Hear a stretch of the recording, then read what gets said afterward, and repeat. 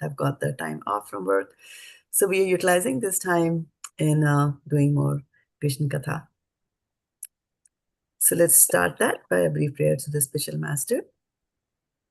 Om Jnanatimirandhasya Jnananjanashalakaya Chakshurunmilitam Yena Tasmai Shri Gurave Namaha. Okay. So I see Madhav Sangini Mataji has also joined. Hare That Krishna. Nice. Hare Krishna. What a fantastic way to start the Thanksgiving. Okay. So I have Varshana, Kiran, Jyoti, Subodhni, and Madhav Sangini Mataji's. Anybody that I'm missing? Jyoti dropped off, is it? Ooh. Okay, she'll join back a little later. I'll put her in the end in my list here. So what I was thinking as this Thanksgiving Day was dawning, that what are the things that that one is thankful of, and there are so many things one can be thankful of, right? And when we look at, you could be thankful for your parents, we could be thankful for our education, we could be thankful for our jobs, for husband, the wealth, so many things that we have. And then I thought that the best thing that we have today is a devotional service. Do you also think like that? Absolutely. Yes. Thank you. Okay, so I just thought that today what we'll do is we'll have a reading session because I wanted all of you to be involved in Krishna Katha and read from a book on devotion. What is a book on devotion? Any guesses? Vaishana was asking me earlier, what are we doing today?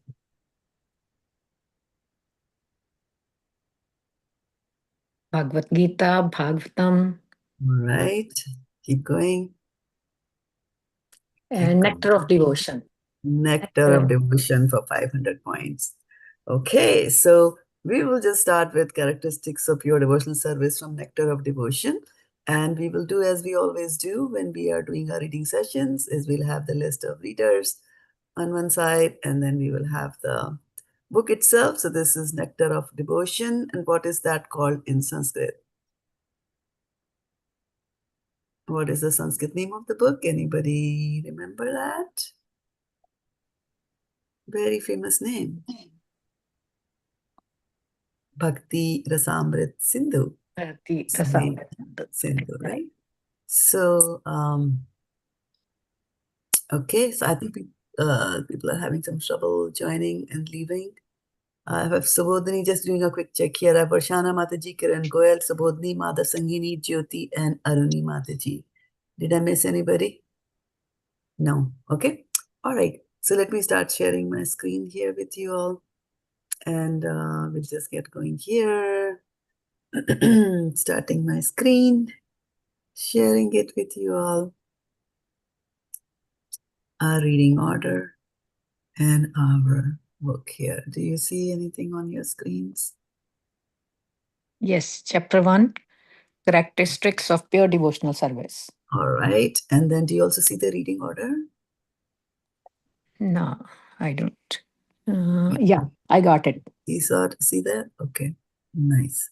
All right. So we will start reading from Characteristics of Pure Devotional Service, which is the first chapter from the Bhakti Rasamrita Sindhu, also known as Nectar of Devotion. So we will start by reading one paragraph each, and maybe I can also do the reading. So I will just put my name here in the beginning. I'll get started here with the first paragraph. Each one of you, one paragraph each. Perfect. Okay. In Srimad Bhagavatam, 3rd Canto, 29th chapter, verses 12 and 13, Srila Kapil Dev, while instructing his mother, what's the name of Srila Kapil Dev's mother? Mother Devhuti. Mother Devhuti for 500 points. Thank you. While instructing his mother, has given the following characteristics of pure devotional service. My dear mother, those who are my pure devotees and who have no desire for material benefit or philosophical speculation, so karmis and gyanis, have their minds so much engaged in my service that they are never interested in asking me for anything except to be engaged in that service. They do not even beg to live in my abode with me. And this is a very interesting statement, considering especially in Bhagavad Gita, where we are reading about who goes and who comes back and who. But we are Which making this planet. prayer every day. Right, right. Nice. Okay. So then, Varshana Mataji,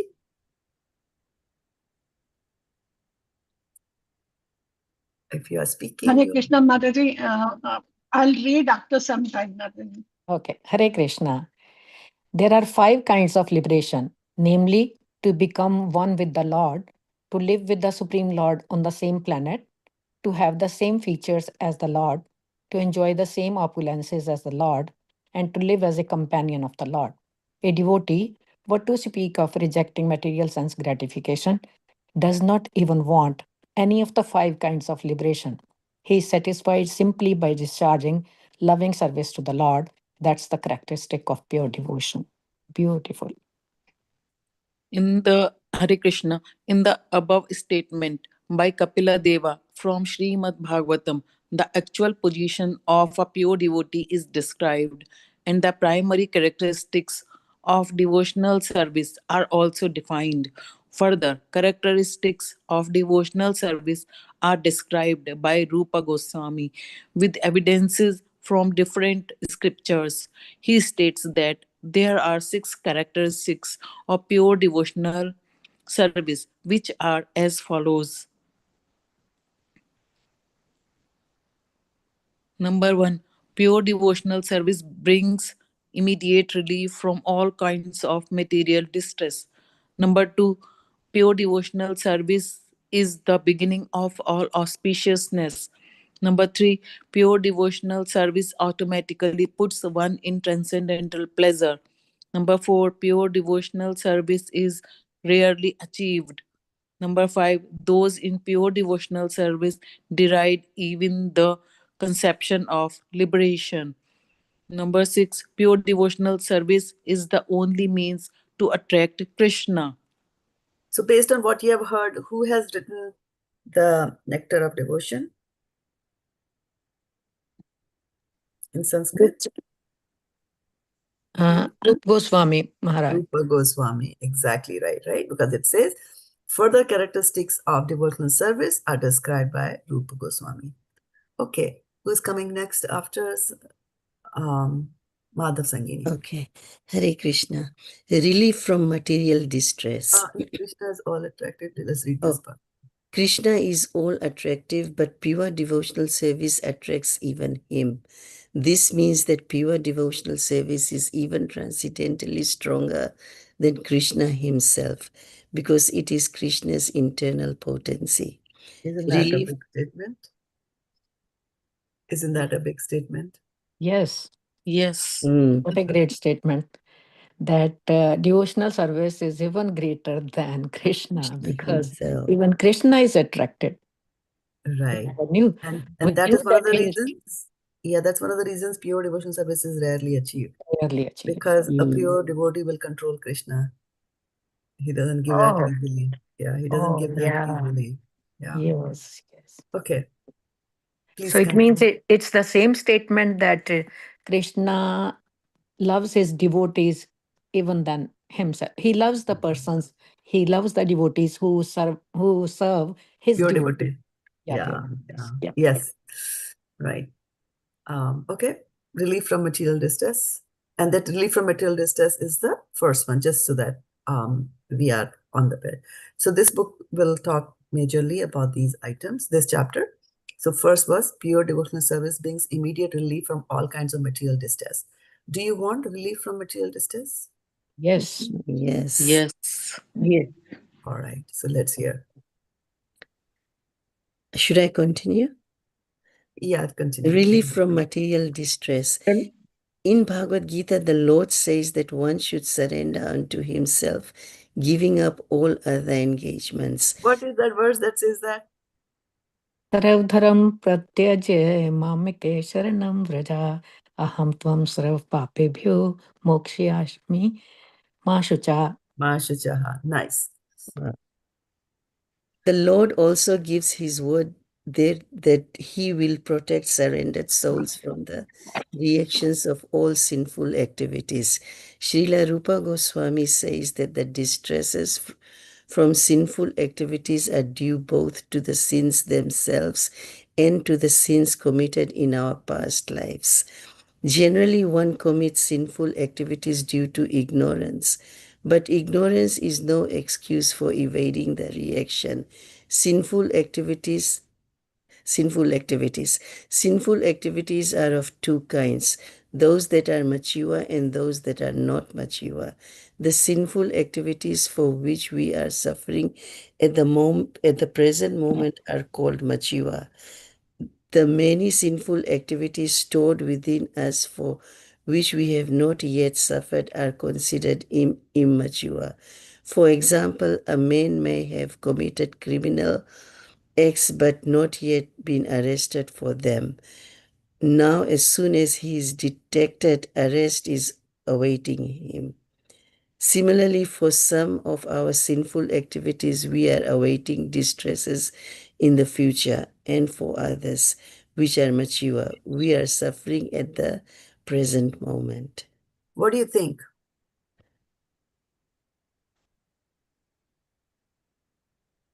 Prarabdha karma, kind of. Yeah, that is fine. That's yeah, good.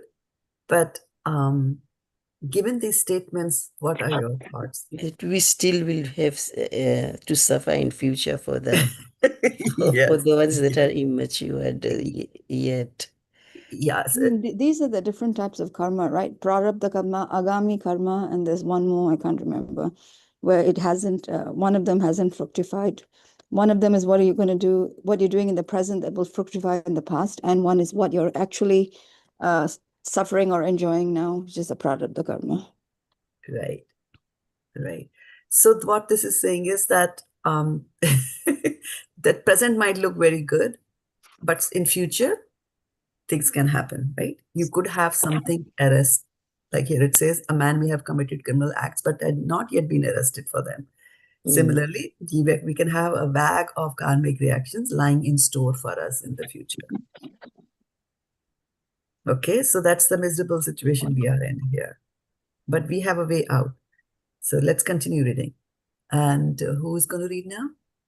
Jyoti Mataji. Shall I read? Yes, Jyoti Mataji. Hare Krishna Mataji. In this way, there is a chain of sinful activities and their concomitant distresses, and the conditioned soul is suffering life after life due to these sins. He is suffering in the present life the results of sinful activities from his past life. And he is meanwhile creating further sufferings for his future life. Mature sinful activities are exhibited if one is suffering from some chronic disease, if one is suffering from some legal implication, if one is born in a low and degraded family, or if one is uneducated or very ugly. So this is a very interesting thing, right? We never look at it that way, right? Somebody suffers from chronic disease and we're just wondering what has happened and things like that. But you have to understand that this is diseases that we get are also chronic, also karmic reactions, right? Legal implications, right? These are also karmic reactions that one is going through. So if we have that bend of mind where we understand that whatever we are going through, the miseries that we are going through, is because of our previous karmic reactions, it becomes a little bit easier for us to handle that situation. Otherwise, we enter into the blame game and start blaming everybody else for the situation in which we are in and for which we and only we are the cause of it, right? So when sometimes you see people are in extremely poor family, they can't even eat. In fact, I was just thinking about when I was growing up, it was in a very small town and there were poor people there as well. It was a university town, so there was a mix there. And it was summers, and in summers you get watermelon, right? And so like big, I remember my dad bringing a big watermelon, cutting, and for me it was like seventh heaven delight to eat those watermelons because I was seeing it for the first time. And very sweet. And so they would cut, like rinds, they would cut pieces of the watermelon um, without peeling it, like just pieces, so that you ate some of it. And then what was left was the green and then the white part of it, right? That's how it is: green, then white, and then red, like that. So I was told to eat the red part and then throw away the rest of it. So I threw it away. And in the trash area. And then a poor child came and picked up the pieces from the trash and started eating whatever little red that I had left, and then ate the white also there. And I was just thinking that what kind of a life is that a person, and was relishing it actually, that a person is born in such a family. And the reason I thought about that was that recently I was reading that the watermelon as a fruit can be eaten as whole, in the sense that every part of the watermelon can.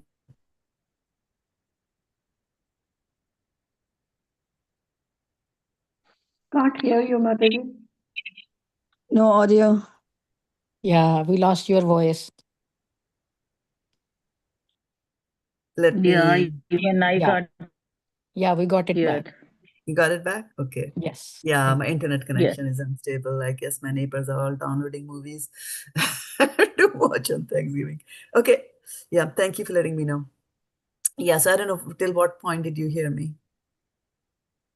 That it's all due to past karma. That's all? Ye- Did you hear my I heard watermelon story? Yes. watermelon can be eaten as a whole. Whole Okay, parts okay. can So be then you eaten. just, okay, good, good. Then you lost me just recently. Okay. Yeah, so I was saying that I read recently that it can be eaten as complete, every part of the fruit is edible. Of course, because of all the chemicals that they put right now, we don't eat the skin, but then we are losing some goodness on that. So just going back to the fact that, if we do sinful activities, the karmic reactions of that can be so much, like, you are eating the rinds that somebody has thrown away. And um but when we go through next time, if at all, I hope not, that we go through a difficult situation in life, let's always understand that it's a karmic reaction and the miseries are coming because of karmic reactions. And some of the reactions we are undergoing right now, some of them we will undergo in this lifetime because of the body that we have. Some of the karmic reactions will come because of sins that we will commit, because there is a tendency for me to sin. And because the tendency for me to sin is there, I will create reaction for myself as well. Right? So when we talk about karmic reactions, it's not just the bag of karmic reactions that we have because of our activities. More gets added to the bag because of this inherent tendency for me that I have to commit some sinful activities. Right? Okay. Who's coming next? Aruni? Sorry, Hare Krishna. There are many results of past sinful activities for which we are suffering at the present moment, and we may be suffering in the future due to our present sinful activities. But all of these reactions to sinful deeds can immediately be stopped if we take to Krishna consciousness. As evidence for this, Rupa Goswami quotes from Srimad Bhagavatam, 11th canto, 14th chapter, verse 19. This verse is in connection with Lord Krishna's instruction to Uddhava, where he says, "My dear Uddhava, devotional service unto me is just like a blazing fire, which can burn into ashes, unlimited fuel supplied to it." The purport is that as the blazing fire can burn any amount of fuel to ashes, so devotional service to the Lord in Krishna consciousness can burn up all the fuel of sinful activities. For example, in the Gita, Arjuna thought that fighting was a sinful activity, but Krishna engaged him on the battlefield under his order, and so the fighting became devotional service.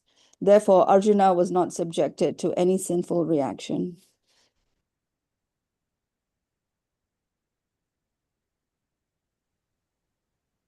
Do you like that? Yes. Yeah, it's very, it's a Yes. new concept to Yeah, think that true. fighting was like devotional service. I mean, it's hard to picture it because when you think of devotional service, you think of, at the altar and flowers and all that. Yeah, yeah. Devotional service is doing what Krishna wants. Period. Yeah. But it's beautiful because Srila Rup Goswami, he cleared it through the example of Arjuna. Yeah. So, yeah. Right. Right. Garima?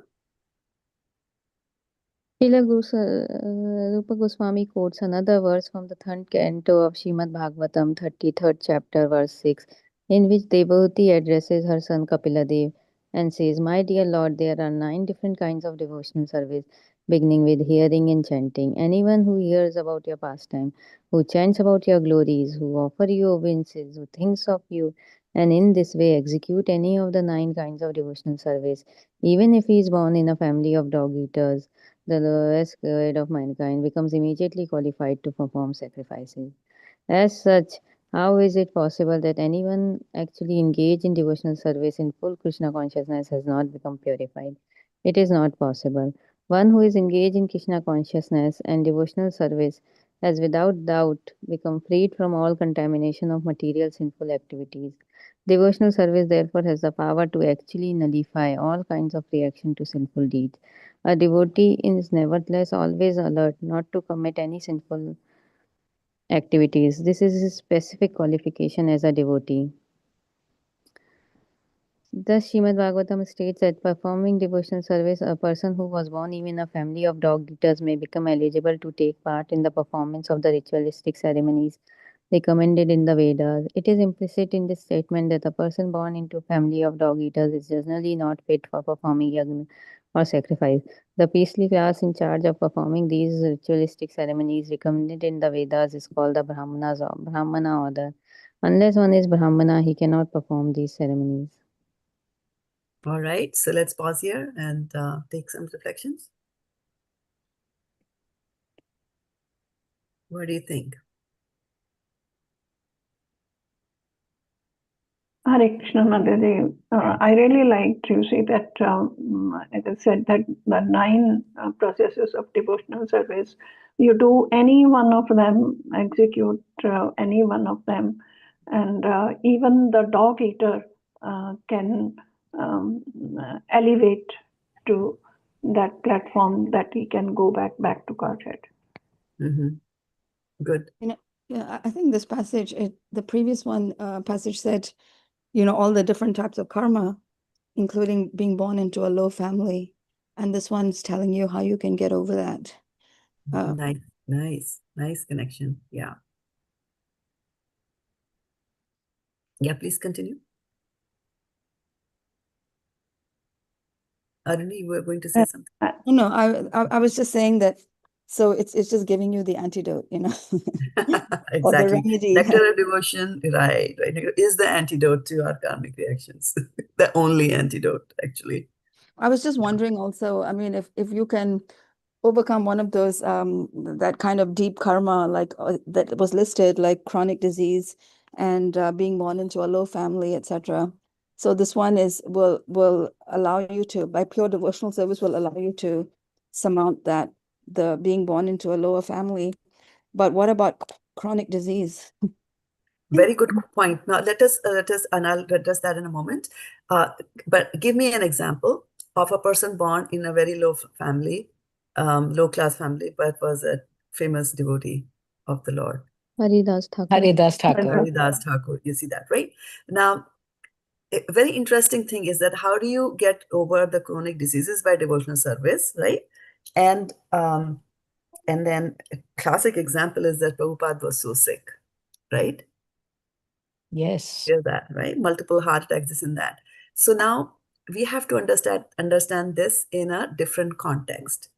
What we are talking about here, we are talking about karmic reaction, right?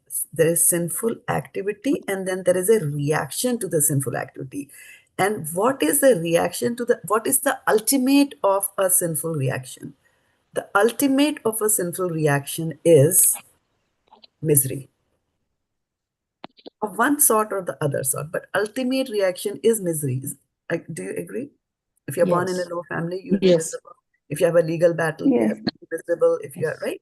So now, how does devotional service? So what devotional service will do is it will remove the misery part of it. That you will become so much. See, all the miseries come from the material body only.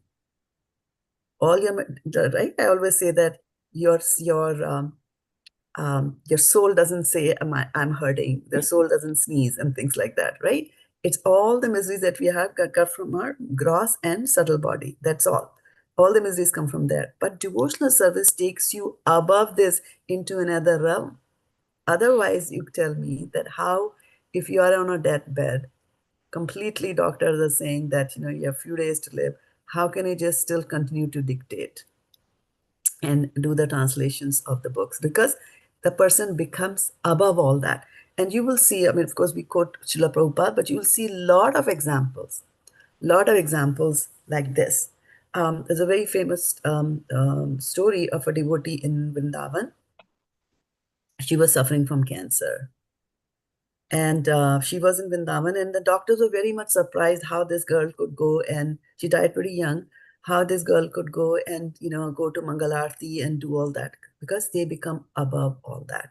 So this is how chronic diseases are overcome. It's not that chronic diseases, they won't get chronic diseases. They will get, but they'll be able to handle it, right?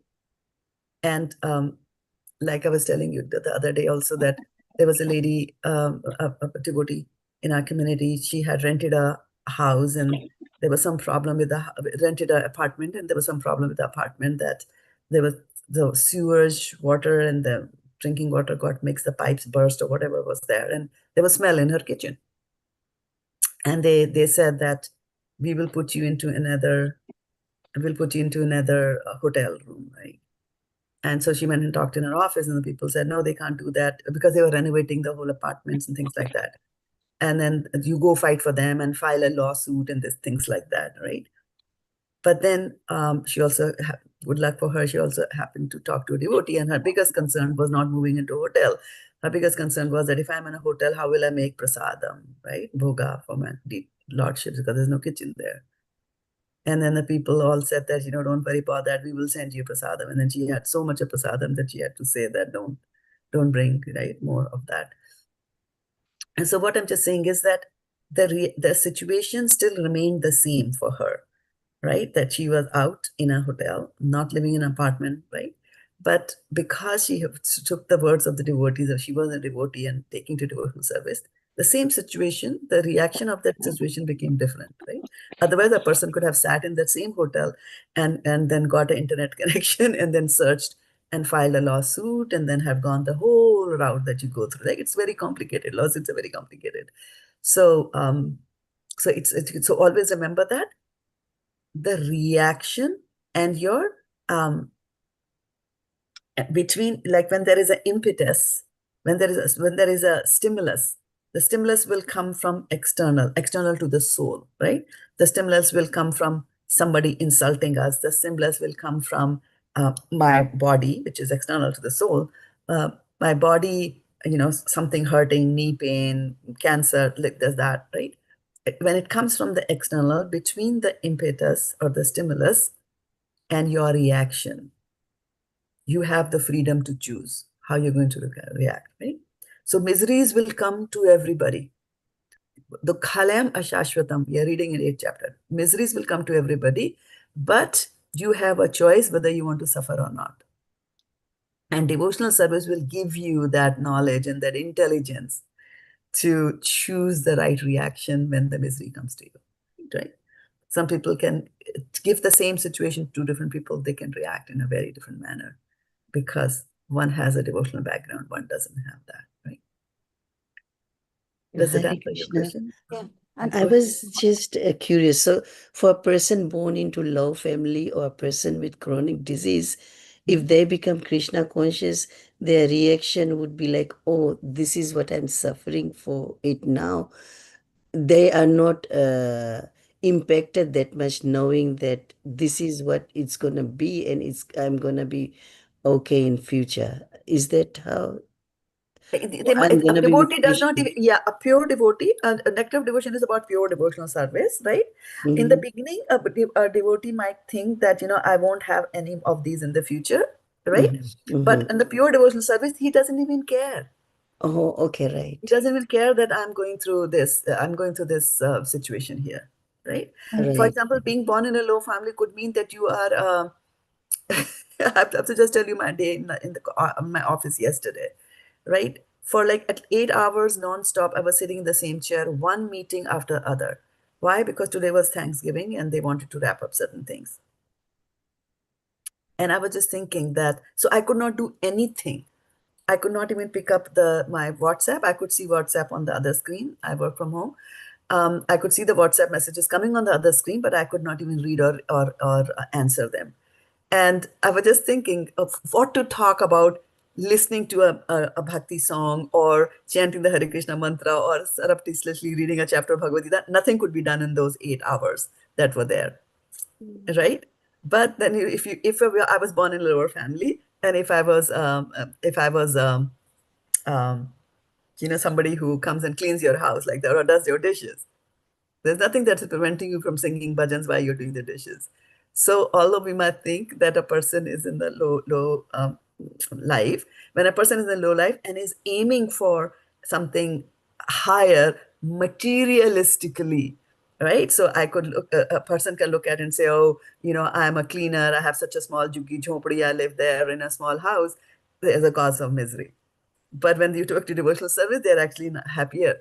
That's why you'll see devotees sometimes step down from higher positions at work and go to a lower position because it affords them, a little bit more flexibility to do that. So yeah. So Krishna, in all his goodness, although the rule is there that when you do a sinful reaction, you commit a sin, you will get the sinful reaction. But he also gives you that option of taking to devotional service, and that's why my favorite verse that I keep on repeating from Brahma Samhita: "Karmani nirdahati kintu cha bhakti vajam." So all these sinful reactions, the kutam, the bijam, the phalon vikam, prarabdha, aprarabdha, all those, you stop worrying about that, right? And that's why. And that is, when do you get to that? Because when you get that realization and the happiness starts coming, when you start getting the realization that you are the soul and not the body. That's why they say Brahma Bhuta Prasannatma. And that's why you see devotees are happy in all situations, whether they have a job, whether they don't have a job, whether they have food, whether they have best of the things or they don't have the best of things. In every situation, they are happy because all that they want is to be able to do devotional service to the Lord. If that gets impacted, then they get miserable. If they're not able to do their devotional service, that is the point where they will be unhappy. Mataji, so I was just thinking that this particular verse or paragraph that we read, it's something that we just know for information, and then we don't want to keep it in mind. Because if you keep this in mind and you do a devotional service, you're actually doing what Krishna has said in like what we read in 3.26 and 3.27.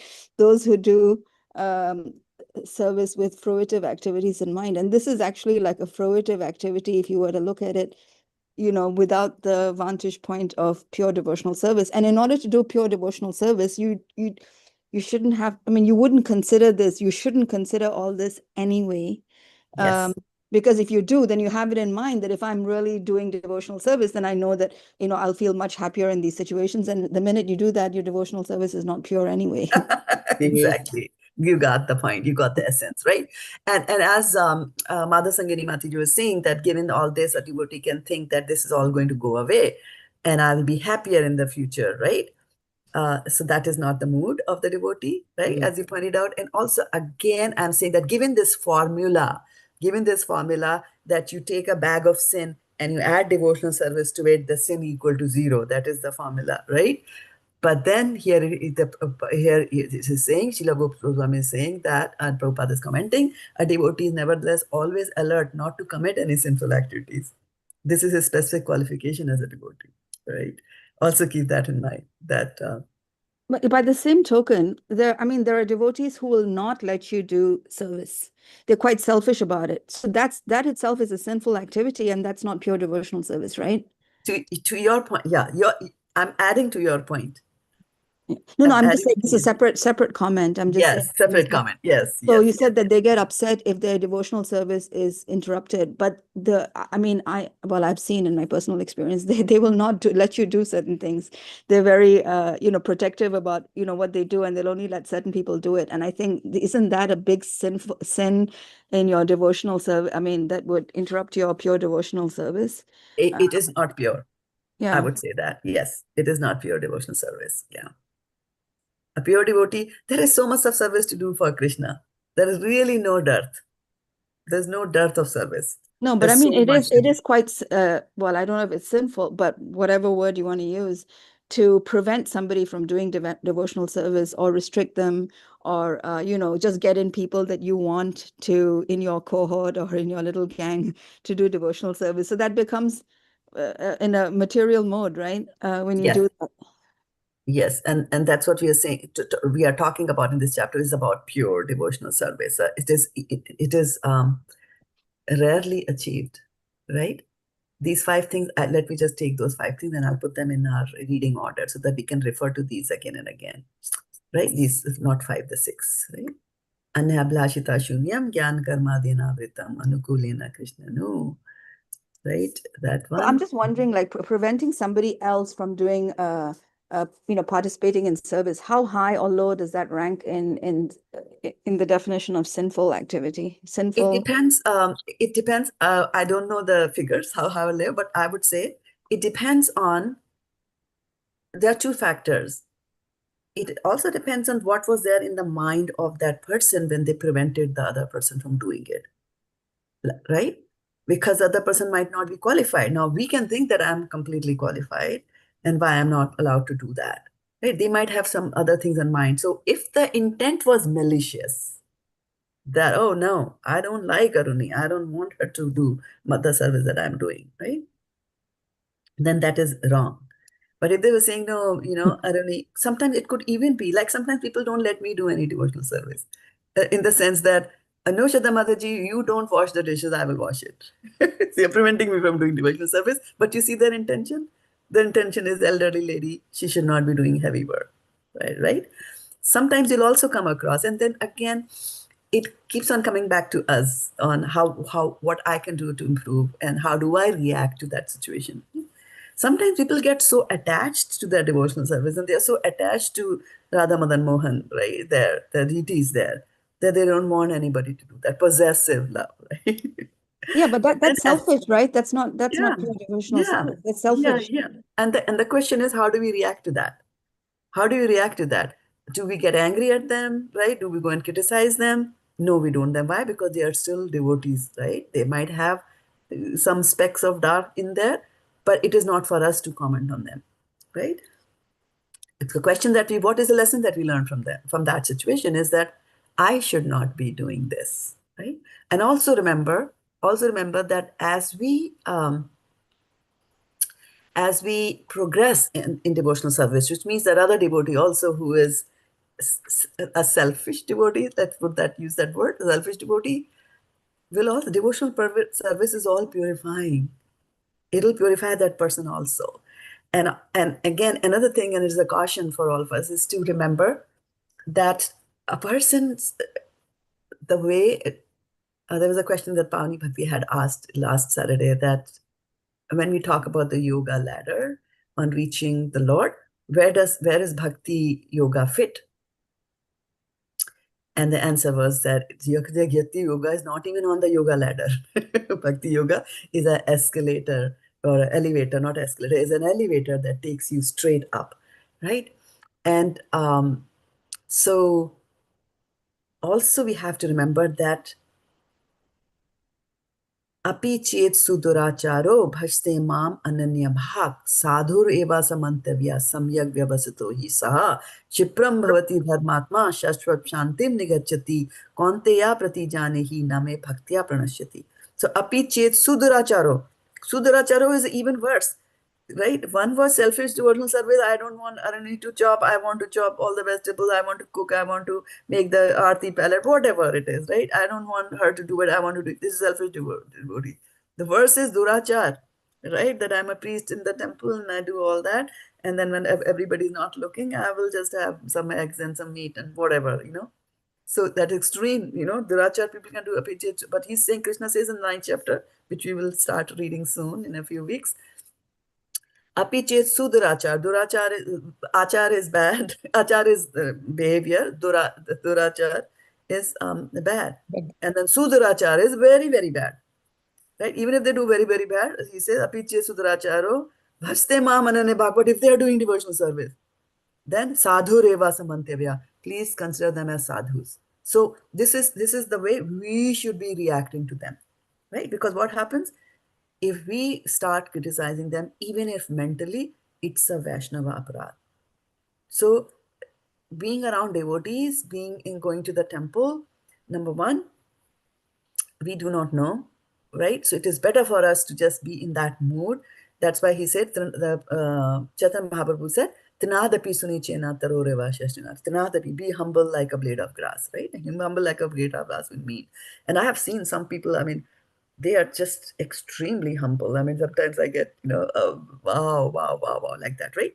Second thing which I talked about is the elevator of devotional service, right? Which basically means that even if you see somebody who is doing something wrong at this point of time, or even majorly wrong at this point of time, if he's on the elevator, if that person has boarded that elevator, they will go very fast. And you know what? They could even surpass us. So always, we should always keep that thing in mind. Sometimes you see, that's what the word Vaisheshika Prabhu uses, shot from a cannon. What does it mean, shot from a cannon? That your trajectory was so high and so fast. And why do some people get shot from the cannon that goes so fast? Is from the stuff they have done in their previous lives, right? It's just that they were doing something else as part of the karmic reactions or their desires. They were doing some dabbling with the material world, but when the right time came, they just take the elevator and they shoot off like that, shot from the cannon. So what I have learned, and this is something uh, that comes over a period of time, is although we like association of pure devotees is one of the 5 potent limbs of devotional service. You need association of devotees, but we have to be careful in the association of devotees, because if somebody is behaving in a certain different way, I don't like it. I might have a tendency to find a friend who is listening, who might also feel the same way, and then we criticize it, right? Just for the purpose of criticism. Now, sometimes you have to criticize as part of your service. You have to criticize in the sense that but that is not criticism. That is, you are consulting somebody else, and it should be a senior person. If you ever are in a situation where you are thinking somebody is behaving badly with you, you go to the higher authority, higher person there. And sometimes the higher person might not do anything for you. You go to the topmost and not do anything for you. Then it's a time for us to reflect that, am I really in this situation because it has to be like that? And then what other options do I have? And I always go back to that statement which says, between stimulus from outside and your reaction, you have the freedom to choose. You always have the freedom to choose, right? And here at the temple, easiest thing, and in ISKCON actually, not just the temple, I would say easiest thing to do is that, okay, they don't want you to do this, they don't want you to do that, they don't like you around you, they are saying this, they are saying that. Take a box of books, go out in the streets and distribute the books all on your own. That is the best devotional service. Krishna says that person is most dear to me. He did not say one who does the thali is most dear to me. He did not say one who does the cooking is most dear to me. Not the one who does the Rajbhog is most dear to me. Right? He said most dearest is the one who distributes the knowledge that he has given in the Bhagavad Gita. And we have such a big goal of distributing Bhagavad Gita, and Sukharupa Mataji just, kindled that conversation just last Sunday, and she said, let's go. And Patel Brothers is a nice shop, and we are planning to go there on, I think, Saturday, December 13th or some date, to go there and be there and distribute books and distribute Bhagavad Gitas. Nobody can say anything to us. Nobody is going to tell us that you're not qualified, you are from low birth, you don't have a Kandimala. Nobody's going to say that. Book distribution, anybody can do, right? So let's do that. Anybody who's in town here listening to this, Garima, maybe you can join us. Mark your Yeah, calendar. Mataji, I will try. Yeah, no trying.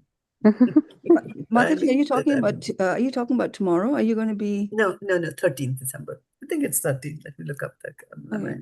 Yeah, come join us. You will be so, when you see that, when you distribute books and you see the gratitude in people's life. Yeah. But tomorrow they have the Harinam in various places, right? Yes. You can go there too. Where are you Jump on going to a be, bike. Mataji? I will be working at home. Oh. Working on, number one, I don't have an off day tomorrow. I'm working at work.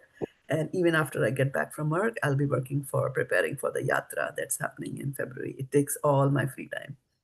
So I won't be able to go there. But 13th of December, it's a Saturday. I'll be off from work and I'll go. Yeah, planning to go there. Go where? To Patel Brothers in Santa Clara. Oh, okay. Come maybe join I'll us. see you there. I don't know. Yeah, come join us. After the temple program, we'll go there. Just do a couple of hours. And yeah, come. Okay. All right. So yeah, did I copy those? Yeah, I copied those from devotional service. All right. So let's go. And I lost track. Where did we go? Yeah, as stated in the Padma Purana. Okay, let's go here.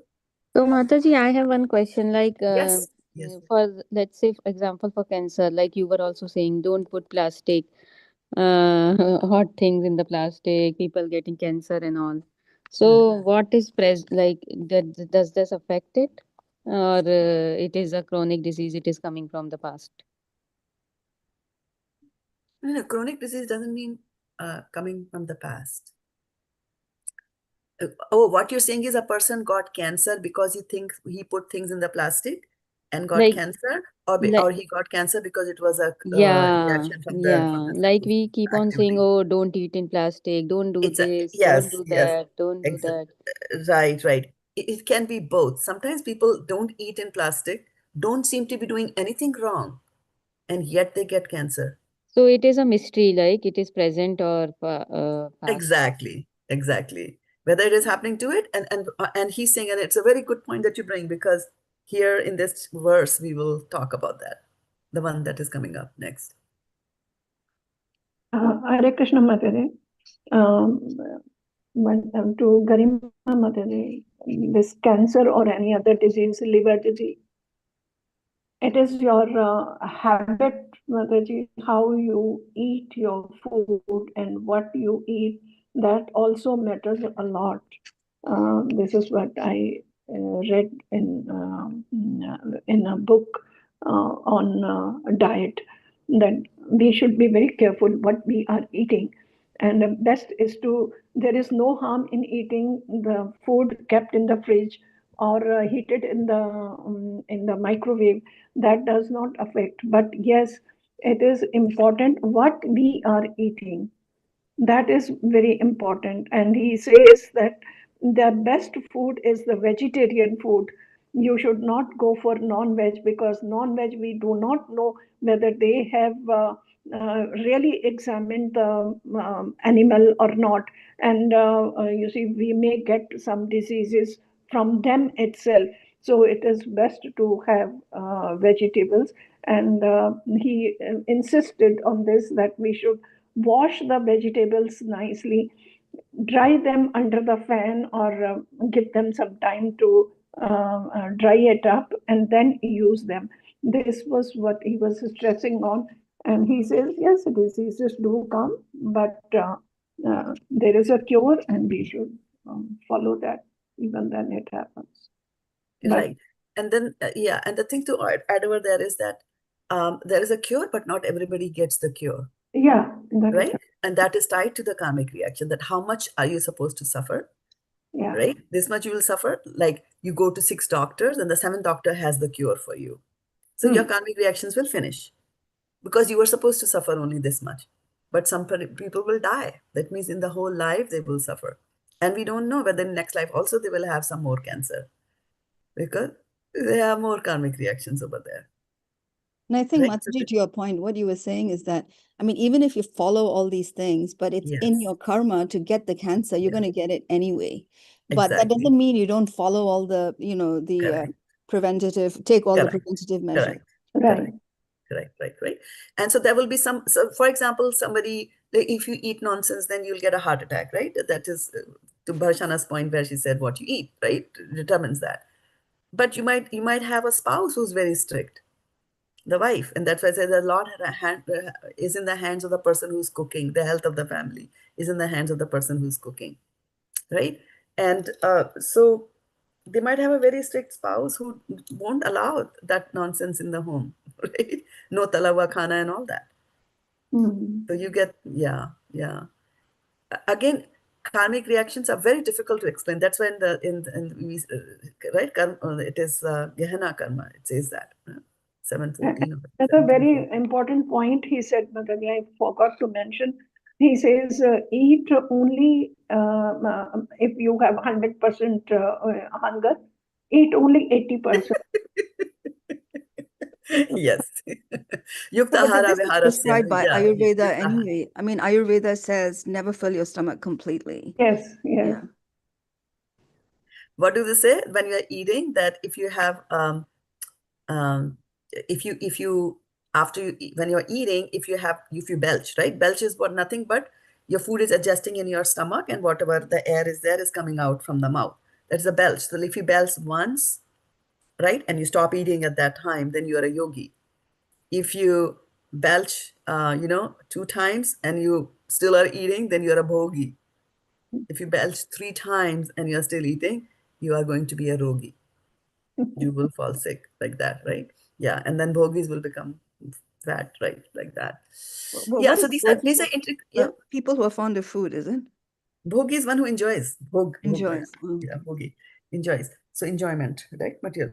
So what basically from here, what we take away for us is that we are understanding a reading, we're gaining knowledge on about devotional service. So one thing to keep in mind is that there will be reactions, but we don't spend too much of our time thinking like, oh, is this a reaction? Oh, that is a reaction. Just have the general idea that when I suffer, it comes from karmic reactions. Also remember that sometimes when a devotee becomes very advanced in devotional service, then these laws of material nature do not act on the devotee. Then Krishna starts taking the devotee's life in his hands, right? And when we have truly turned our face towards Krishna, the two birds, right? And at that time also, Krishna might give you apparently, create some situation from you where you will run away from that situation and take to devotional service even more strongly than before.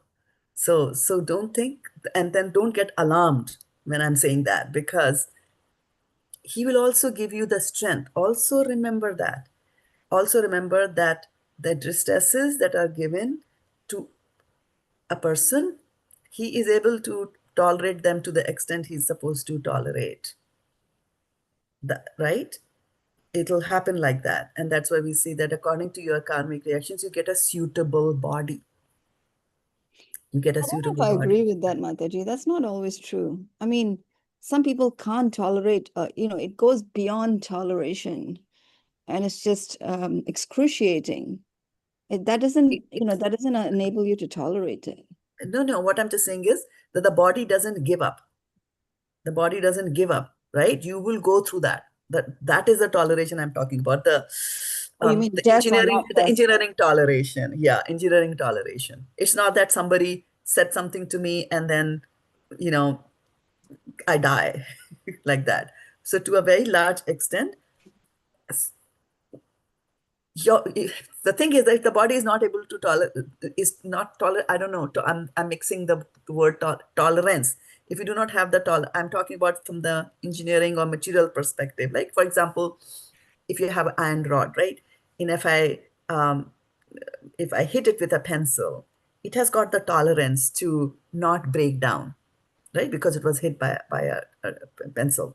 Similarly, if I come and slap somebody's wrist, right, like this, they have the tolerance that, fine, it doesn't hurt, they don't cry in pain, the bone doesn't break. But then as I keep on increasing the pain, right, on it, there'll be a certain level at which I will break. But any of the stress before that, I will tolerate. I will, from the engineering perspective, that I will not break down. And that is how we suffer, right? If the slightest of suffering, we gave up the body, then where is the suffering, right? So the body will be built. You will get a body like that because of the pain in the knee, or even after having 3 heart attacks, I will still be alive. I will put on very strict diet, which is a distressful condition, which is a misery. I will go through all that misery, multiple trips to the doctor, the bank balance being drained out, the insurance, all that. I will go through that. Why? Because I've been given a body which did not die even after 3 heart attacks. See, that's what I mean to say, and not that we have the tolerance, or the humility or whatever, that we will do that. So you see, some people have a higher tolerance because somebody says something to them, they don't. It doesn't happen. Like you said, somebody can get very agitated, and then Bhagavad Gita is telling you, why are you getting agitated? Yuktahara viharasa. What is the food that you're eating? What is the association you're keeping? What are the things that you're watching on the television? There is so much of agitating literature. And when I say literature, I also include television on it. Yeah. Just by listening to that, you will get angry. And on the contrast, there is other kinds of literature as well, right? Similarly, association also. This kind of association, that kind of association, like that. I mean, But I I was guess, like, oh, yeah. sorry, go on. No, I was just saying that, when I came into Krishna consciousness and when I came into the temple, again, there's something to do with the samskaras. And our samskaras were such, my samskaras were such because of the job role that I had, is to always solve the things, try to solve the things. And so if two people were fighting, I would sit down and spend like 6 hours with them to explain to them why they should not fight, why they should not do this. Like a husband and wife come and they are shouting at each other, and then I'll go down and all that. And later on, somebody told me that, no, you don't do that. They're just coming, they're letting off their steam. Let them speak and they will sort it out. You just be there to listen. And I tell you, it works. So given as you progress and in the association of devotee, you also learn things and learn to do things differently. What we should really desire for and have a very strong desire is the willingness to change for the better. Willingness to change for the better based on our experiences in this current life, or based on advice that somebody else gives. And that's why it's also good to have a mentor. Vaishnav who says, collect mentors, right? Like, because when you have a mentor, then you have a trusted friend or a confidant to whom you can go and let your heart out without being judged. And they will give you sound advice, right, to be followed. But it's very hard to find such mentors, It Mataji. is. Yes. And now, in the context of this chapter, and in the context of suffering, where will you put the fact that somebody is finding it difficult to find a mentor who would put water on the blazing fire? Oh, there was chronic disease, low family, and what was the other one? No, not. I was saying that how will you explain that a person wants to find a mentor and is not able to find the mentor and it stays agitated? It's a karmic reaction. You have that you will have to suffer maybe the whole life and won't get a mentor. However, on the other hand, if you also cultivate a strong desire for a mentor and you have the right reasonings in place and you are doing devotional service, you will find a mentor. Right? Hare Krishna Mataji. Can I comment on this? Yes, go ahead. Mataji, Shastras are the great mentors. And very good. Yeah, because I personally feel, and then your mind becomes so strong that your mind itself becomes your mentor, and it directs you what to feel bad and what not to feel. Just ignore the thing when something comes in front of you and it is not appreciable by your mind. Just stay quiet, because in argument you will not get anything. It will aggravate. So I personally feel my mind is really helpful to me, and my books and chanting the holy name of the Lord. Whenever there is a situation which you feel that you cannot face it, just pick up your beads and go out and chant the holy name. And that itself gives you a lot of peace. Very rightly said. Yeah, very rightly said.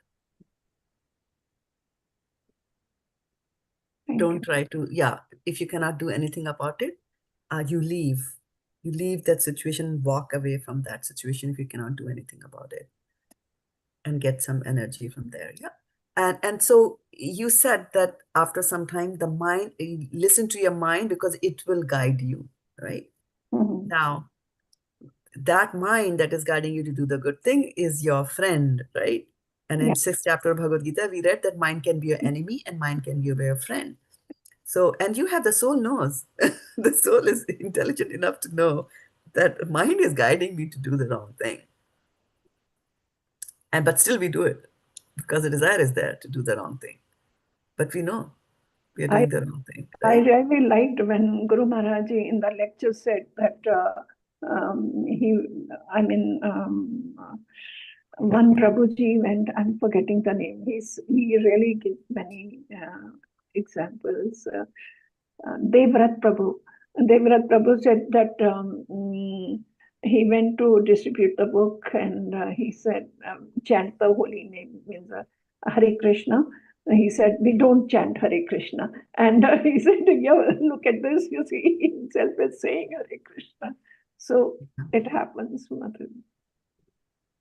Yeah, yeah.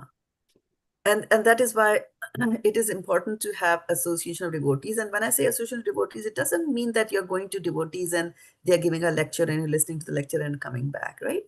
As you associate, then you also become close friends. And then the other devotees will also start looking out for you. It's not just that we have to go to the devotees. The relationship or the friendship reaches that higher level, that they will say, Harani Mataji, you don't look, yeah, what happened to your smile? And then you will tell them what happened to the smile. Why is it gone? Like that. So work on building relationships, and on building relationships requires a lot of work. Do you all agree? Yes, Mother. But you have to know when to walk away, Mataji. With some people, they'll just take advantage. So I think the suffering also, there's tolerance, there's two components. One is tolerance and one is discrimination. So you have to know how long you want to tolerate and how long you should Absolutely. tolerate. And if you don't know, there are mentors, right? That is why I meant when we are confused about what do I do in this situation, go to some higher senior person. They will tell you, or they'll guide you to some other place if they don't know, right? Not everybody knows how to handle the situation. Yeah. Okay, dear girls, we have talked for 1 hour. Shall we stop here? And Mataji, what about mental? You were saying that mental criticizing also, but in Kali Yuga they says that mental criticizing is not a sin in Kali Yuga. No. Mental criticizing is not a sin in Kali Yuga. That is true. Like things that you think about, actions that you commit in your mind do not have a karmic reaction. But whatever you think in your mind always, right, is going to ultimately become an action sooner or later. So we have to, like I said in the early part, the devotees try their best not to commit a sinful reaction. Right? So mentally, even if mentally we are criticizing them, then one day your mouth will open and you'll speak to your next best friend right next to you. But Right? it's not just that, And Mataji. consciousness changes Also, with that, Mataji. Yes, consciousness will change, and today it is this, tomorrow it will be that. There was a very interesting thing somebody told me. That why should you obey your parents? Why should you obey authorities? Why should you do this, right? And he drew a very nice thing. He said, like, if you don't obey your parents, then forget about obeying your guru. If you don't obey your guru, then forget about obeying Krishna. Where is all this going to lead to you? Right? So, Garima, to your answer to your question is, I always refer to Cheto Darpan Marjanam. Cheto Darpan Marjanam, the mind has to be cleansed, right? And so as a soul, what you can do, and this is a good practice, it's a very good practice. And you know what? It helps a lot. Bad thoughts will keep on coming into your mind. Even as devotees here, sometimes we are ashamed of our thoughts. Why did the thought come to me? Why am I even thinking that? How bad it is, right? That's true. And isn't it? So it'll happen. Why? Because of samskaras, these lines that are etched in our psyche that makes us think that way, given a particular situation. And where is it coming from? From the millions of births that we have had in the previous life. And how will it that get cleansed, right? Chanting helps, remove those ripples in the sand and smoothen it out. Chanting helps go that. Second thing is, and this is an exercise that I do very regularly, is that we pray to Lord Narasimham to remove, like he removed the intestines from Hiranyakashipu. Pray to him to remove all these bad thoughts and the habit of thinking badly to others, and be very conscious. Be very conscious when a bad thought comes. Like you might just say, some person, right? I don't like this person. So because we don't like that person, there'll be so many bad thoughts that will come in our mind because of that person. Be mindful of that. That is what mindfulness is about, that you are knowing what you're thinking. So the moment you think something bad about that person, you just say, no, this is wrong. I should not have that thought, and I'm not going to act on that thought. Okay? So no, this is wrong. I'm not going to act on it. Now, when you do that, this thing is being recorded. Now, I was, how do you use Chat GPT and things like that? Do you use AI to go and question and ask questions? So I do that heavily at work and all that. And one day I asked some devotional questions. And then Chat GPT remembers all that. And then next time I went and asked Chat GPT some mundane question, then he said, do you want to have the spiritual version of it? Like, how does the Chat GPT knows? Because from the actions that I'm doing, Chat GPT is remembering that, right? And so that if artificial intelligence can do that, what to talk about the real intelligence? So when you are saying, Garima, that this is a wrong thought, I should not be thinking about it, and I shall also not be thinking that in Kali Yuga it is allowed, right? Then the mind will remember, and you will notice that all these thoughts will go away, or they will diminish in the frequency and the quantity and the intensity.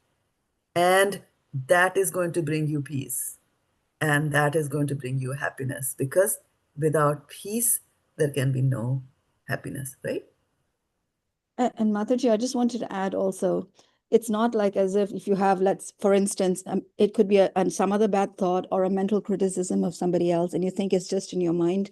So you're not, it doesn't matter. But every thought has a vibration. Yes. And that vibration is reflected in you, around you subtly, as well as on your expression, your being. And another person who's very sensitive and perceptive can tell. So you don't even have to say anything. They already know there's something, if it's directed towards one particular person, for instance, they already know that there's something negative. You can tell in your expression. I mean, I can tell, so it's not like as if you think about it and then, okay, it doesn't matter. I mean, it comes in your very being, and then the other person already knows. So it's already out there. So it's already like an action. It's not like as if you're going to say, okay, I'm going to tell this person off, but you don't do it. So it's okay because you just thought it.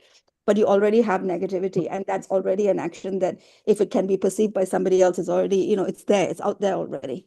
So I don't think it's something that you can say, oh, it's okay to have it, because it's reflected in every part of your being after that.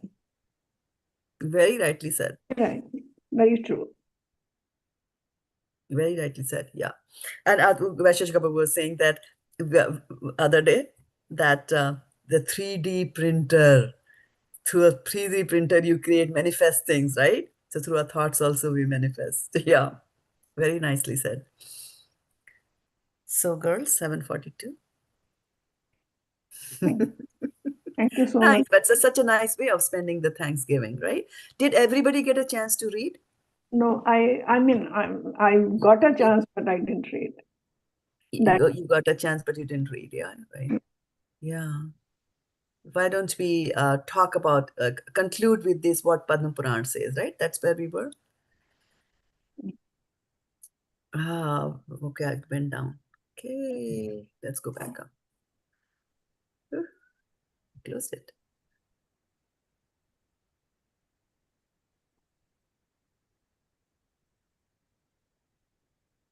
Yeah, here. It is stated in the Padma Puran. May I read? Yeah. It is stated in the Padma Puran that there are 4 kinds of effects due to sinful activities, which are listed as follows. The effect that is not yet fructified. 2. The effect that is lying as seed. 3. The effect that is already mature.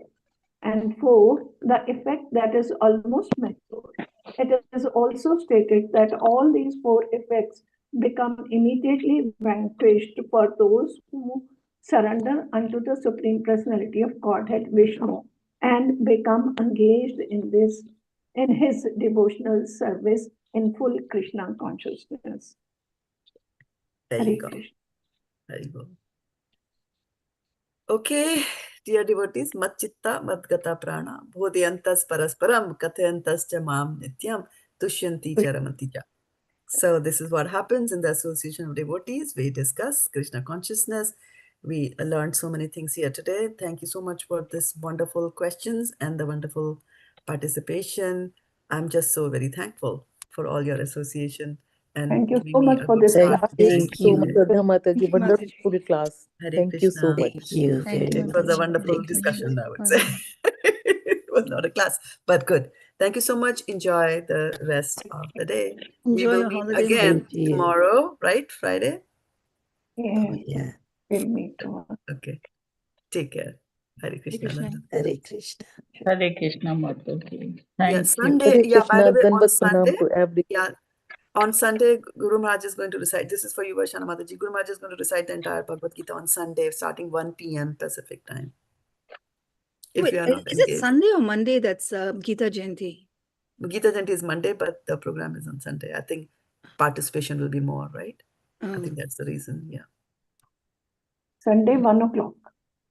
So Sunday, 1 for o'clock. me, it will be 4 o'clock. 4 for you. Yeah.